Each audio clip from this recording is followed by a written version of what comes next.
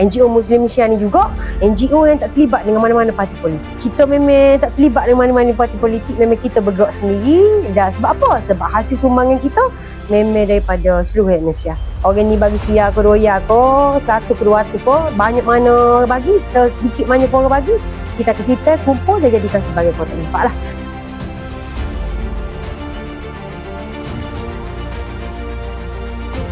Assalamualaikum warahmatullahi wabarakatuh. Saya Abdul Ghani bin Jaafar, pengurusi JPT KKP Mukim Dalengu. Dengan ini mengucapkan ribuan terima kasih kepada Muslim Malaysia di atas sumbangan kotak makanan untuk penduduk Mukim Dalengu. Terima kasih Muslim. Terima kasih Muslim Malaysia. Terima kasih Muslim Malaysia.